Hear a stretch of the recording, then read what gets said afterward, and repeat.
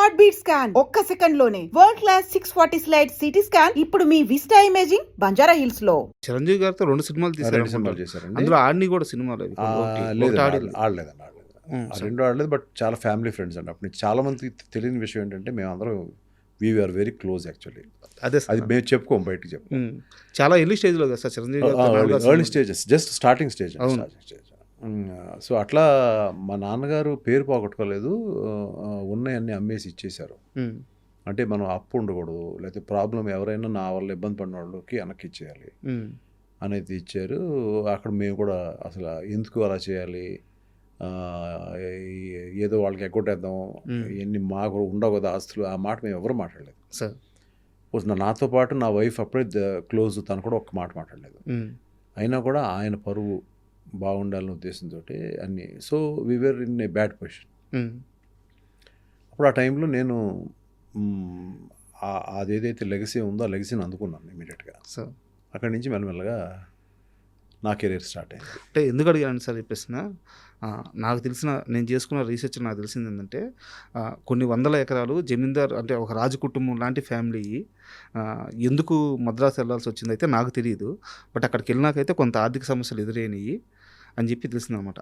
ఇంత ఆస్తుల్ని 100 ఎకరాలను ఇక్కడ వదిలేసి మద్రాసుకి ఎందుకు వెళ్ళారో తెలుసుకోవడానికి అడిగాను. అంటే యాక్చువల్గా మా sister she cannot speak. Okay. She cannot here అండి సార్.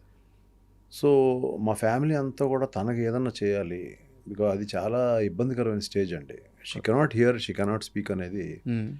సో తన్ని స్కూల్లో, అక్కడ స్కూల్ ఉంది, okay, deaf and dumb school ఉంది, ఇప్పటికే ఉంది అది. ఆ స్కూల్లో చేర్పించి ఏదో ఒకటి చేయాలి అని, అలా ఆవిడ వదిలేకుండా ఏదో ఒకటి చేయాలి అని చెప్పి మా నాన్నగారు చేసిన సంకల్పం అది. అందువల్ల మేము అక్కడ షిఫ్ట్ అయ్యాం సార్. ఆ షిఫ్ట్ అవడంలో ఆయనకి బోర్ కొట్టి సినిమా తీశారు ఆయన. అది మ్యాటరు. ఓకే. సో ఇప్పుడు మా సిస్టర్ షీఈ్ సెటిల్డ్, షీఈ్ అప్పట్లోనే మ్యారేజ్ అయిపోయింది. And her son is doing very well, he's in US now. వాళ్ళకి మ్యారేజ్ అయిపోయి పిల్లలు. సో అప్పుడు ఆ రోజు మా నాన్నగారు తీసుకున్న డెసిషన్ వాజ్ రైట్. చిన్నప్పటి నుంచి మీరు పుస్తకాలు కానీ, నవలలు కానీ, కథలు కానీ ఏమన్నా బాగా చదివేవాళ్ళ? చదివేవాడినండి. ఎక్కువ స్కూలు కాలేజెస్కి వెళ్ళినప్పుడు కూడా ఈ చిన్న చిన్న పుస్తకాలు ఉండే చూడండి, అదేంటి రోడ్డు మీద ఉండేవి, అది ఉద్వేగంగా ఉంటాయి, దాన్ని ఏమంటారు, అది ఒక ఇన్వెస్టిగేటివ్ అవునవును బుక్స్ ఉండే, అవును, నావల్స్, అలాంటివి కొంచెం ఇంటికి తెచ్చుకొని చదివేవాడిని. మా నాన్నగారికి తెలియకుండా చదివేవాడిని. ఎందుకు ఈ ప్రశ్న అడిగానంటే ఈ బుక్ రీడింగ్ అలవాటు లేని వాళ్ళు సినిమాని చూసి గమ్ముగా బయటకు వచ్చేస్తారు, ఎక్కువ ఆలోచించలేరు. మీరు ఒక సినిమాని చూసి, చిరంజీవి గారి ఒక సినిమాని చూసి అదే సినిమా కథని జస్ట్ క్యారెక్టర్స్ మార్చి వెంకటేష్ గారికి బిగ్గెస్ట్ హిట్ ఇచ్చారు.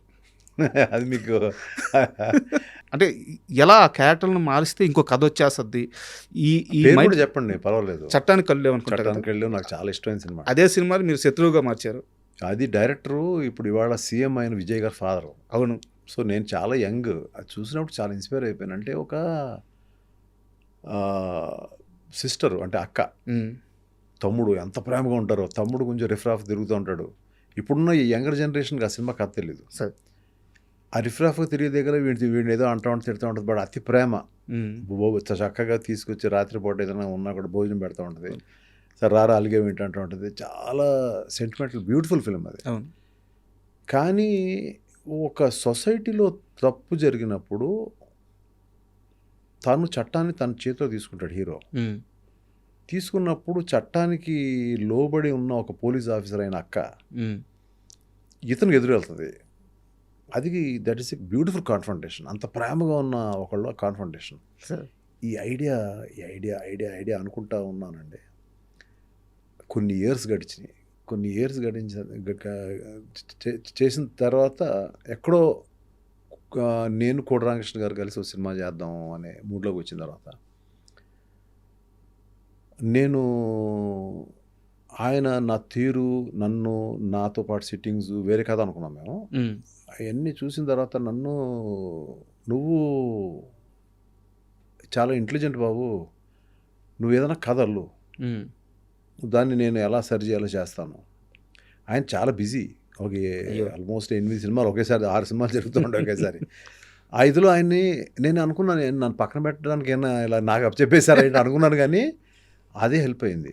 అప్పుడు నాకు ఒక థాట్ వచ్చింది. ఇక ఒకళ్ళిద్దరు ఫ్రెండ్స్ ఉండేవారు నాతో పాటు, కొంచెం సినిమా నాలెడ్జ్ ఉన్నవాళ్ళు.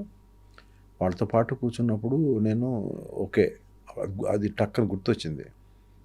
ఓకే, చట్టానికి కళ్ళు నచ్చింది, అది కాదు మన కథ, కథ అది కాదు, అది కాదు కదా, ఆ క్యారెక్టర్లు తీసుకున్నాం. క్యారెక్టర్లు తీసుకుని మళ్ళీ అక్క చెల్లి ఏంటి, ఇద్దరిని ఇష్టపడిన లవర్స్, వాళ్ళు ఎలా ఒకేసారి డిగ్రీ చదివారు, వాళ్ళు ఎంత ప్రేమగా ఉన్నారు, వీడికి ఆ క్యారెక్టర్ హీరో క్యారెక్టర్కి కనుక డబ్బులు లేకపోతే ఈ అమ్మాయి డబ్బులు అడ్జస్ట్ చేసేది అంటే ఒక బ్యూటిఫుల్ సీక్వెన్సెస్ అన్నీ తీసిన తర్వాత ఒక దగ్గర ఎక్కడో వచ్చేటప్పటికి ఇలాంటి ఒక సిచ్యువేషన్ హీరోకి ఎదురైనప్పుడు, చట్టాన్ని తన చేతిలో తీసుకున్నప్పుడు ఆ అమ్మాయి పోలీస్ ఆఫీసర్ అవుతుంది. ఆ టైంలో తను ఇద్దరికి మధ్యన క్లాష్. కానీ ఇదంతా కూడా అమ్మాయి రియలైజ్ అయ్యి ఆ క్యారెక్టర్ని విజయశాంతి గారు వేశారు, ఈ క్యారెక్టర్ని వెంకటేష్ బాబు వేశారు, శత్రువు. అవును, బ్లాక్ బస్టర్ అమ్మో నా ఫస్ట్ మూవీ. సార్ ప్లస్ ఇంకా దాని గురించి అంతకంటే ఎక్కువ చెప్పే కంటే, సో అక్కడ ఉన్న అక్క తమ్ముళ్ళని ఇద్దరిని లవర్స్ చేసేసాను. మిగిలిన కథ వేరు. అవును, మిగిలిన కథ చంపడాలు కానీ లేకపోతే సీన్లు కానీ లవ్ సీక్వెన్సెస్ కానీ అన్నీ వేరు. అన్నీ వేరు. అవును. అయితే ఆ సినిమాలో ఒక బ్యూటీ ఏంటంటే టైటిల్ కార్డులో ఒక ఫ్రేమ్ ఉంటుంది, ఎండ్ కార్డు ఫ్రేము అదే. విలన్ని చంపిన తర్వాత వెంకటేష్ గారు ఎస్ నేను గెలిచాను, ఇది నా విక్టరీ, ఇది నా తీర్పు అని చెప్పి ఇట్లా చేసి అరుస్తూ ఉంటారు. అదే షాట్ని తీసుకొచ్చి మీరు టైటిల్ కార్డుకి వాడారు. ఏ ఫ్రేమ్తో అయితే సినిమా స్టార్ట్ అవుద్దో అదే ఫ్రేమ్తో ఎండ్ అవుద్ది. అది ఏంటంటే అండి, రష్ చూసుకుంటున్నప్పుడు స్టార్టింగ్ ఆఫ్ ద ఫిలింలో శత్రువు అని టైటిల్ పెట్టాం. శత్రువు అని టైటిల్ పెట్టాం. దాని ముందు శివ సినిమా రిలీజ్ అయింది. ఓపెనింగ్ ఒక థ్రిల్ ఉంటుంది. మనం ఇక్కడ నార్మల్గా హీరో హీరోయిన్ తోటి అట్లా అట్లా మెల్లమెల్లగా అట్లా అట్లా స్టార్ట్ చేసేటట్టు ఉంది. తర్వాత మెల్లగా వెళ్తుంది స్ట్రాంగ్. అవును. అప్పుడు ఆ టైంలో ఇక్కడ చిన్న ఏదో ఒక కిక్ రావట్లేదు డైరెక్టర్ గారు నాకు, అది ఇది అంటే ఆయన ఒకరోజు నన్ను వదిలేయండి నేను చెప్తానని నెక్స్ట్ డే వచ్చి అది ఆయన చెప్పిందే. లాస్ట్ షాట్ ఏదైతే అరుస్తున్నాడో మనం శుభంగా ఆడేసాము, దాన్ని స్టార్టింగ్ వేసేద్దాం అన్నాడు. నాకు అర్థం కాలే, అదేంటండి అన్న, చూద్దామని ఎడిటింగ్ లేచి చూపిస్తానని చెప్పి వేస్తే నాకు గూస్ బంప్స్ వచ్చినాయి సార్. అంటే ఏంటి, ఎందుకు వస్తున్నాడు, ఏంటి గొడవ, ఆ కథ ఏంటి అనేది నాకు ఫస్ట్ ఇంట్రెస్ట్ స్టార్ట్ అయిపోయింది. కరెక్ట్. సో అక్కడి నుంచి you start telling your story. మెల్లగా ఒక్కొక్క క్యారెక్టర్ని రివీల్ చేయడం, ఏ సినిమాలోనూ ఒక్కొక్క క్యారెక్టర్ని మెల్లమెల్లగా ఫస్ట్ క్యారెక్టరైజేషన్స్ అర్థం అవ్వాలి కదా. అవును అవును. మనం ఎప్పుడు కూడా ఫస్ట్ 40 నిమిషాలండి కథలోకి వెళ్ళడానికి లేట్ అయిందండి, లేకపోతే ఫస్ట్ 20 నిమిషాలు లేట్ అయింది అంటారు. కథలో ఉన్న క్యారెక్టర్స్ రేపు పొద్దున్న ఏదైతే టేక్ ఆఫ్ అవుతున్నాయో, ఫ్లై అవుతాయో, వార్ చేసుకుంటాయో అవన్నీ అర్థం అవ్వాలి కదా ఫస్ట్. అవును. వీడేంటి, ఆ క్యారెక్టరైజేషన్ ఏంటి, ఏ విధంగా వాడి బిహేవియర్స్ ఏంటి అని దాని మీద ఏ సినిమా అన్నా మనకి రేర్. ముందు నుంచి దడ్డని అందుకుని మనకు అర్థమైపోతూ ఉండడం అనేది చాలా రేర్. అయితే ఇది కదా స్క్రీన్ ప్లే అంటే, ఈ టచ్ కదా స్క్రీన్ ప్లే అంటే. కోడి రామకృష్ణ గారి దగ్గర నుంచి ఎంఎస్ రాజు గారు ఏం నేర్చుకున్నారు? సినిమా నేర్చుకున్నారా, జీవితం నేర్చుకున్నారా, డబ్బులు సంపాదించడం నేర్చుకున్నారా, ఒక మంచి మనిషిగా బతకడం నేర్చుకున్నారా? అన్నీనండి. అందులో సినిమా ఎక్కువగా నేర్చుకున్నాను. మొత్తం కథ అయిపోయిన తర్వాత ఒకరోజు ఆయన మొత్తం కథ, సార్ మీరు రండి ముందు మీ షూటింగ్ లీటింగ్ తర్వాత నాది స్టార్ట్ అవ్వాలి సినిమా, ఇక్కడ ఒకసారి హీరోకి చెప్పాలి వెంకటేష్ బాబు గారికి, మీరు రండి కూర్చోండి అంటే అప్పుడు వచ్చి కూర్చుని ఎలా విన్నారు, 1 గంటన్నర 2 గంటలు స్టోరీ చెప్పాం. బాగా డ్రైగా ఉందండి అన్నారు ఆయన. నాకు కోపం వచ్చేసింది, ఇంత కష్టపడి 1 మంత్ 2 మంత్స్ కూర్చుంటే అది గబుకుని అలా అన్నారండి, డ్రైగా ఉన్నారండి. అంటే ఏంటంటే కొంచెం గివ్ మీ సమ్ టైం. ఈ టైం 3 రోజులు 4 రోజులు పట్టింది. తర్వాత సవేరా హోటల్ అని ఉందండి, బాగా ఫేమస్. మేము ఎక్కువ హోటల్స్ సిట్టింగ్ అన్నీ ఆయనతో అక్కడే. అక్కడ ఆ రోజు మేము రూమ్ తీసుకోకుండా రూమ్ వదిలే మనం అని చెప్పి రెస్టారెంట్కి వెళ్ళాం. ఆ రోజు రెస్టారెంట్ అంత ఖాళీగా ఉంది. సో మెల్లగా కూర్చున్నాము, ఒక చిన్న పెగ్ వేసుకున్నాం, అందులోనే వేసుకొని మళ్ళీ మాట్లాడుతూ ఉంటే మాకేంటి, మాకు లోపల కోపం వచ్చేస్తుంది మా ఇద్దరికి.